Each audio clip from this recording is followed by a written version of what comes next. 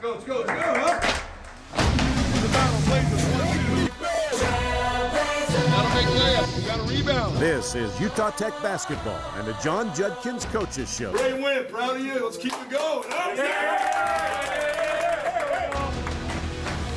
And hi there again, everybody. Welcome to John Judkins Coaches Show, presented by Strap Tank Brewery and Restaurant on Cosby Way. Rod Zundel and the head coach, John Judkins. And the homebrewed root beer is the drink of choice today, Coach, from Strap Tank Brewery. They brew it right here. That's good. So we got some good sugar going for us. So, all right, Trailblazers coming up with two big games this week. One on the road Wednesday night at Cal Baptist, and then we're back home for the rivalry game against Southern Utah, which we just played a week and a half ago, Coach. So quickly, let's just touch on this week ahead and going to the preseason favorite Cal Baptist, which you played about 12 days ago in Riverside. Yeah, it was funny. After the game on Saturday, we kind of told our guys who we play and when we're leaving and all that. And some of our guys go, "What we've played everybody already once?" I said, "Yeah, you've played everybody once. It's starting over now. Now we go round two." And it's just weird it turned out for us to be playing Cal Baptist, 12 days or whatever you said, at same place, same team. It's kind of weird, but everybody's got to do it. We're playing them 3 times this year. So Cal Baptist, we're at their place twice and they're at our place once. And like you said, Southern Utah's back in town on Saturday. We play them home twice and on the road once. So it's kind of a weird thing and play a team 3 times, but with the WAC kind of dissolving, that's a way that we could get our games in. Yeah. All right, last week we went 1-1 in Burns Arena. Thursday, a loss to UT Arlington in a defensive slugfest. Then you came back and shot the ball much better Saturday night with a 4-point win over Tarleton State. Yeah, it was good. I'm glad our guys bounced back. I thought Thursday, we played good enough to win. We just couldn't make shots. Our guards, our best shooting guard, were missing shots they normally don't miss. Yeah. But we got a lot of good looks. It's kind of like we had 3 of our guys shoot bad that night. Normally you have one guy might be off, but we had all 3 were just missing. Yeah. But again, going back and watching film, it's the outcome we're looking for. And we got good shots. We got good offense. We just missed. Them. And so we showed them that and say, just keep going.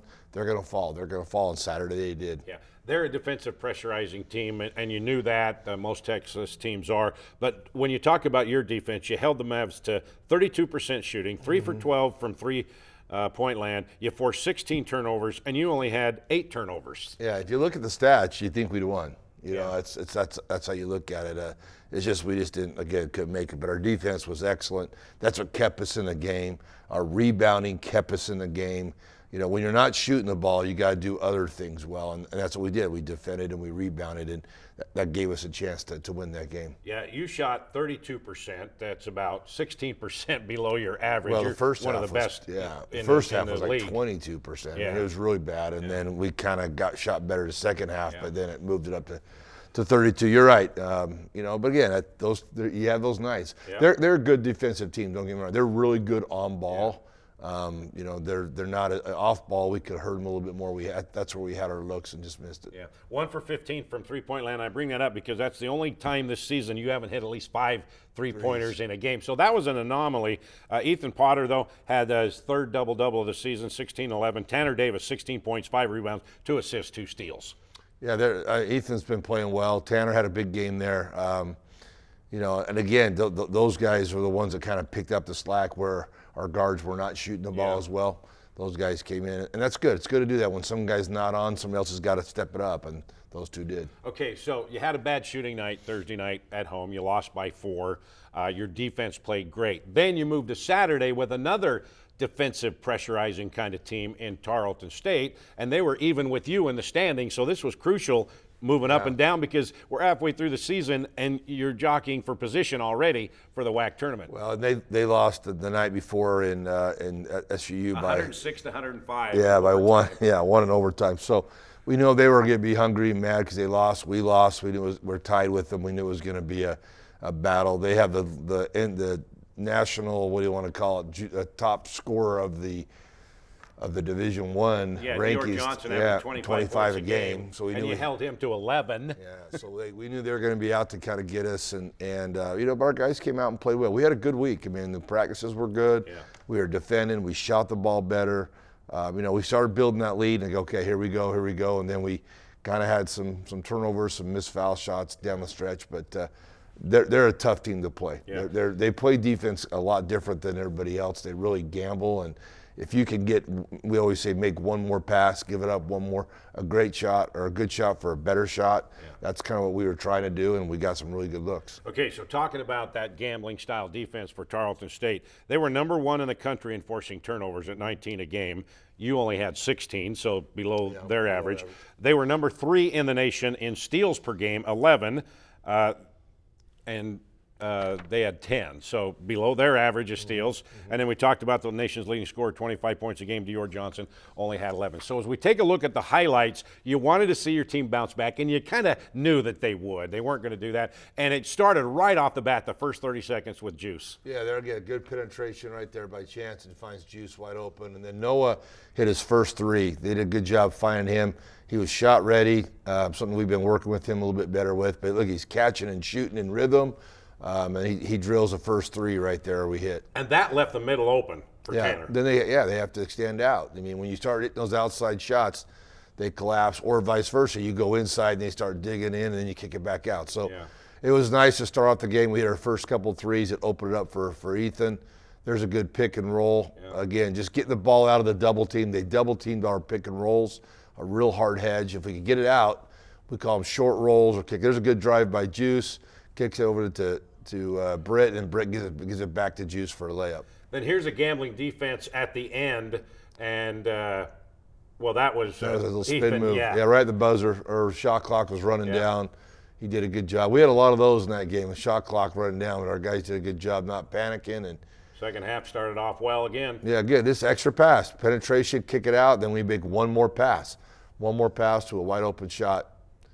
You know, Ethan had a couple of chances for some big dunks. He had one there, but the one that got blocked, or to me, he got fouled. That should have been goaltending, but there's a good penetration by Noah, hitting Britt in the far corner for a wide open 3 and knocks down. We got to get to the paint. We say that 100 times. There's a get to the paint. Good things happen when you get to the paint. And Trujillo right there beating their full court pressure. Yeah, they started taking myself. Yeah, they started to pick it up a little bit when they were. There's a good back cut again. Pressure. How do you beat pressure? You got to face up, handle pressure, and then take what they give you. Final couple of minutes with shot clock running down to 3 or 4 seconds. You guys hit big shots. Big shots, yeah. Again, we don't have to go that low, but again, it happens, and our guys didn't panic. They just relaxed. We talked about that. Don't panic. They give you good shots late in the shot clock. And then here's another one of those shot clock coming down, and great ball movement and passing. Yeah. And then your defense came up down the stretch. Juice Holt came up with a huge steal in the final minute right here. Yeah, the other guy ducked him in, and then that one we thought the ball was our ball. They said it hit Chance's head, which it didn't. But a great play by Juice right there, just active hands, high hands. Yep. We tell him he uses his length. Yeah. That's an advantage he really has, and he got a steal right off the top. And then he makes his foul shots. 4 straight free throws in the final 30 seconds for Holt. Yeah, and he did a really good job of, when they were pressing us, being aggressive and going and getting the ball. Yeah. I love to see that. I don't want guys running away from the ball. You got to want the ball, and he has confidence in his foul shots, and I have confidence he's going to make them as well. Not only Juice Holt hitting 4 straight free throws in the final 30 seconds, but you made 7 of 8 free throws in the final minute. Chance had a couple. Belonga. You were 17 for 23 for the game. Yeah, the night before we couldn't make one. 50%, yeah. That's just how this weird game happens. Yeah. But again, they got in the gym, and foul shots more mental than anything. And these guys got it. We have a thing, if you miss one, you got to go make 50 foul shots the next day in practice. Yeah. And so they've been working on that. But we're a good foul shooting team. We just got to get there more, and then we just got to make them. And you keep talking about you got to get there more. You haven't been to the line a lot in the last 2 or 3 games, but over 20 at home. You'd like to get up around 28, I assume. Yeah. But still, you got there more, and the reason is because they did what you want to do. They got to the paint. Well, got to the paint. We're aggressive. Being physical, being aggressive, be the tougher team. You can't. They foul a lot. Those 2 teams we played, they're in the top 10 of fouls. Yeah. But sometimes you don't get calls, so you have to be really aggressive and be tough with the ball to get those calls, to get them, and they did. And against Tarleton's pressure defense, you shot 52%, so 20% higher than you did 2 nights before. 8 for 23 from three-point land, 35. So Yeah. Major difference. You knew that you had an opportunity if you protected the basketball and just were a little bit more patient than you were the night before. Yeah, and I tell them I love teams that pressure because if you take care of it, you're going to get good shots. Yeah. They really gamble, and if you can take care of the ball, they're going to give wide open looks. That's kind of like defense, in football. You blitz. If you handle the blitz, you pick it up. Yeah. You're going to have some big yardage, and that's kind of what we did on Saturday. And when you look at the standings, UT Arlington went to Utah Valley and lost after they played you on Thursday. They're 4-2. You're 3-3. So is Cal Baptist. They've won 3 in a row after starting off 0-3. So. And then Southern Utah, they won 2 in a row coming into your place. So everybody's right there starting to get a feel for exactly who they are. And this is another big test because Cal Baptist, even though they started off 0-3 and you lost to them by 12 week and a half ago, preseason favorite. So this is a chance for you to go and say, hey, open your eyes, people. Yeah. We got a good team, and we're going for it. Yeah, going back and watching that film, we played pretty good against them. I mean, the score did not indicate how close the game was. I mean, they hit some big shots. Daniels is an incredible player. Yeah. I mean, he's a tough one to guard. He shoots a lot.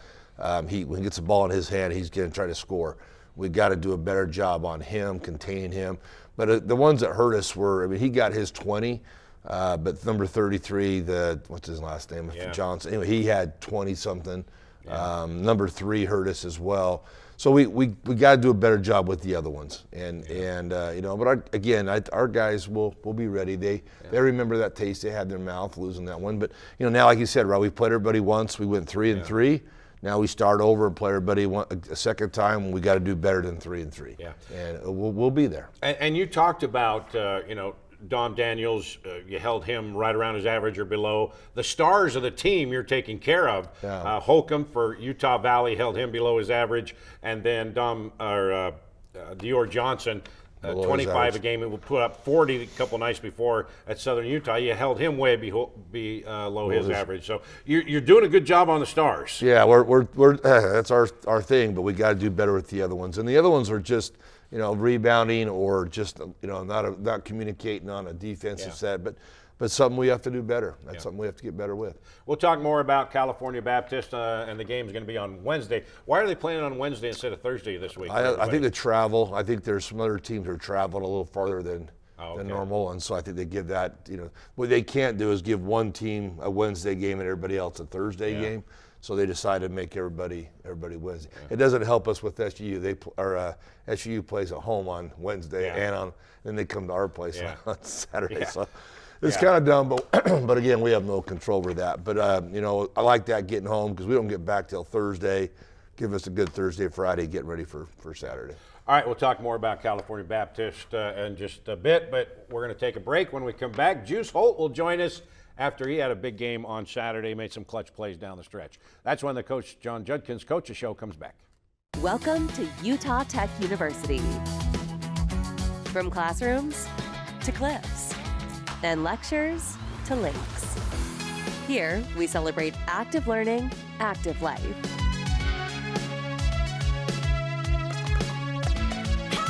Our Trailblazers learn by doing, are career ready, and solve real problems with real partners to meet community needs.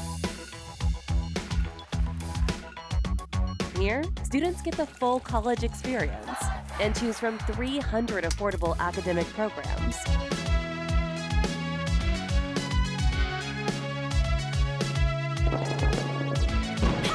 All in one of the most stunning destinations on Earth. With this as your backyard, life is just as active as your education.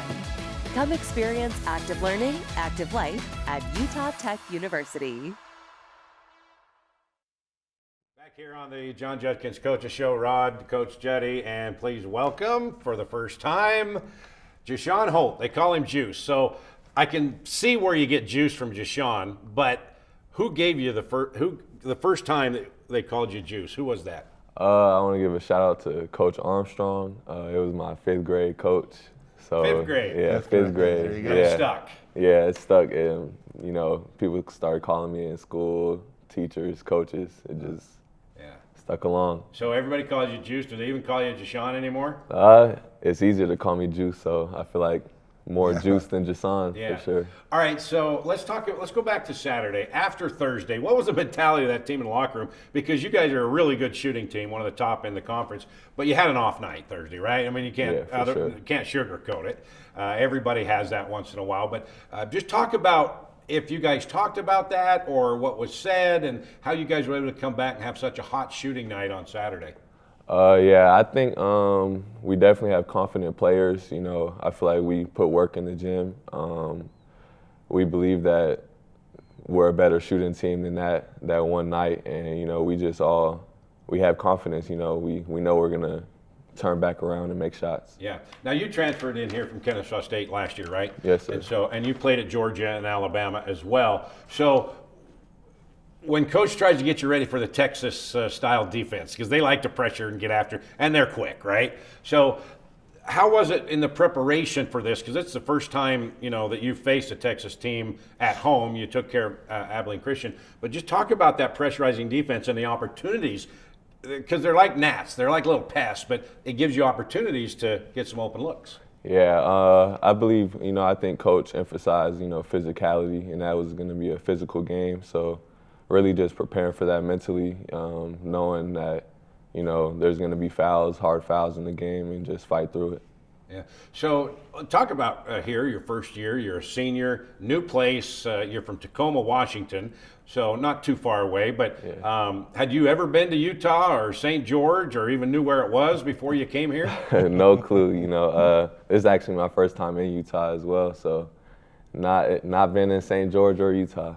Yeah. So when you came here and you saw the Red Rocks and all the surroundings here, what went through your mind? Because Tacoma, that's a completely different. That's rainy, that's greenery. It was amazing, you know. It's different, you know, seeing it in person. I've seen it like on camera and stuff like that, but in person it's amazing seeing all the mountains and stuff. All right, so talk about your game and how you've been able to join in on his philosophy and with a lot of new teammates. You know, I feel like I can bring a lot of things, a lot of versatility. You know, just I feel like I try to do what coach asked me to do. Really just bring anything to help winning to the team. And his passing coach is pretty darn good. Yeah, you got to understand, he's done something that I'm impressed with is, you know, when we recruited him, we did not recruit him as a point guard. Yeah. You know, he's a 2-3 kind of a guy.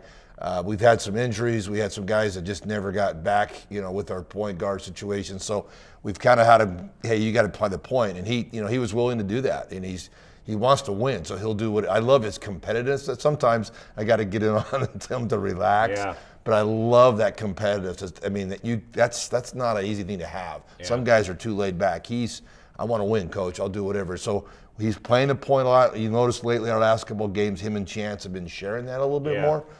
Just so he can have him off the ball once in a while, because I think he's a great scorer. He shoots the ball extremely well. But we love the ball in his hands, and we love him doing the things he's doing. But so he's adjusted to us. Again, he comes in for 1 year. We only have him in 1 year. Yeah. He's already graduated at Kennesaw State.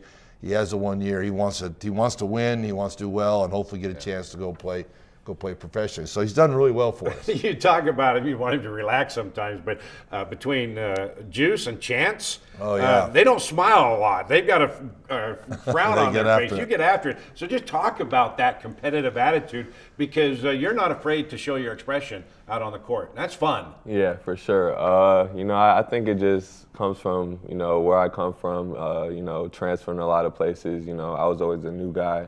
So I feel like I gotta, you know, keep that energy around myself, you know, just to set myself in place that I need to be. And talking about going to the point guard position, because when everybody asks me, say, hey, what's the difference about this team? Why are they so much improved? And I said, the length. Yeah. You've got your wing guys are 6'8" and 6'7". I told you that. I said, who's 6'7"? I said, Juice. He said, no, he's not. You didn't think he was. So I went and asked you a couple weeks ago. I said, how tall are you? 6'7". So you got a 6'7" point guard, coach. Have you ever had a 6'7" point guard? No. I still wonder about the 6'7". But no, the thing I do like about, like, we talk about it a lot, don't we, is our length. Yeah. You know, that's one thing we haven't had the last couple of years. I mean, even we had Cam Gooden, and we had the Bird. Hakeem Bird. Hakeem Bird. We had UU. We had UU. We had those guys that are just little guards, which again are fine. It's just these guys are the length defensively. really help us. And then offensively, the length is great. When they double team a ball screen or what have you, they're tall enough to get it over the top or down low, and that's where he's really flourished that way. So we're excited for that. Yeah. So he talked about with the ball in your hands, and have you ever played much of a point guard position in your entire basketball career? I would say high school I ran point guard a little bit, but not in college, no. So how have you adjusted to that? Because it is different than waiting and getting off screens and catch and shoot. Yeah, for sure it is. I would just say trusting in myself. I put work in, this summer with a lot of ball handling and things like that. So I feel like I trust myself, to put up to the test. You talk about putting the work in ball handling. Did you have an idea that you may be handling the ball a little bit more before the season started? Yeah, I kind of got that idea, just seeing our team and, working out in the summer with the guys. I feel like I needed to handle the ball a little bit more, so I worked on that. So I asked Noah Belong, after you guys hit a three, you do stuff and everything like that. So he does something with his hand. I said, what is that? He said, just to let everybody know. You have a good time, and you let everybody know that you just hit a three, too. Yeah. So where did that all come about? Do you practice that? How'd that come about? No, not really. Just, being excited, putting the work in, just seeing my shots go in. Just being excited. Did you see the guys put up the three or the ice in the veins and all that kind of stuff? I feel like I just get excited, I put up the three sometimes though, for sure. Yeah. So all right. So you grew up in Tacoma, Washington, right? So just talk about how you grew up, what you did, what you liked, and a little bit about your family. Okay. Well, I was born in Tacoma, Washington. I feel like I grew up in Atlanta, Georgia. I had moved at a young age, so.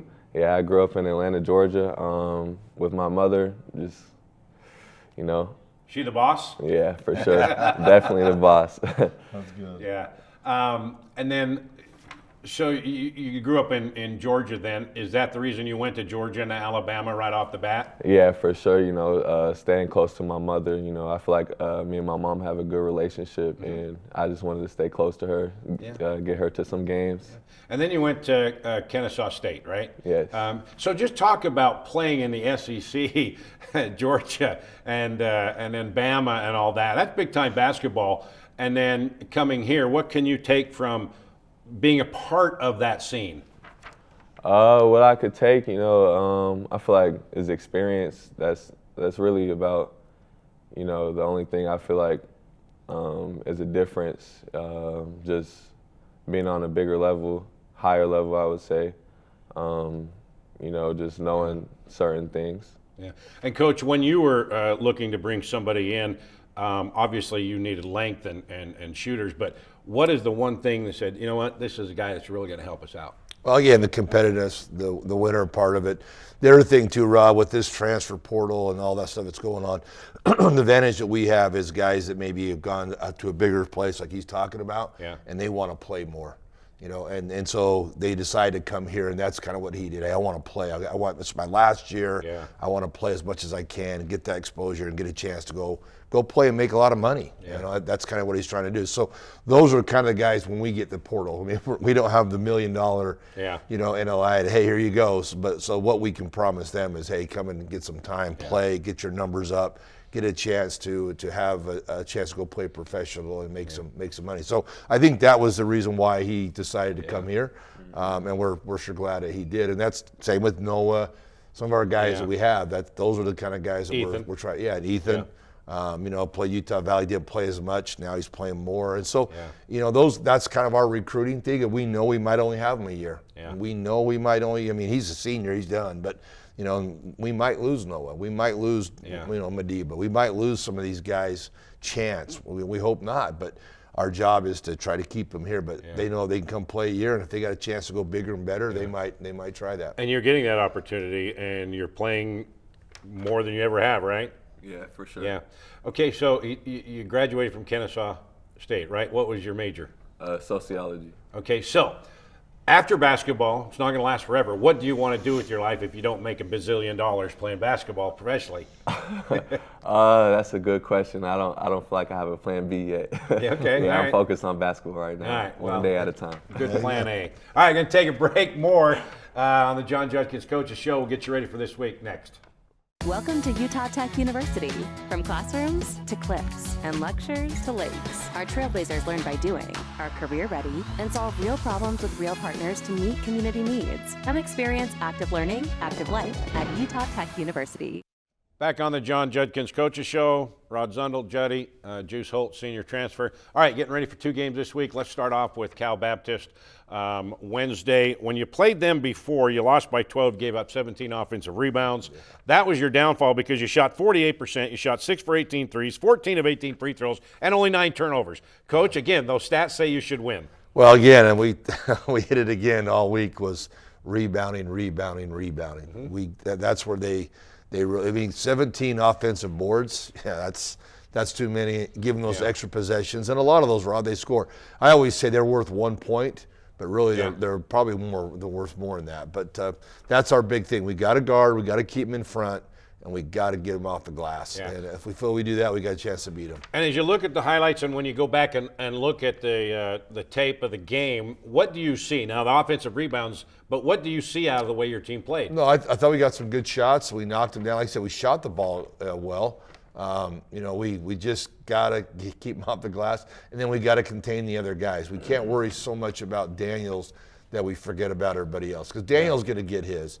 You know, he's going to shoot. I mean, it's like last game, a guy had 25 points, but he shot 24 times. Yeah. So Daniel, he's going to get his shots. We just got to make sure we maintain the other guys. But I love playing there. Our guys feel comfortable there. It's a great facility. The crowd's good. It's fun. Yeah. And so we're excited to go back and say we were better than what we showed the first time. Yeah. And Juice, how much have you heard 17 offensive rebounds from this guy in the last couple of days? A lot. A lot.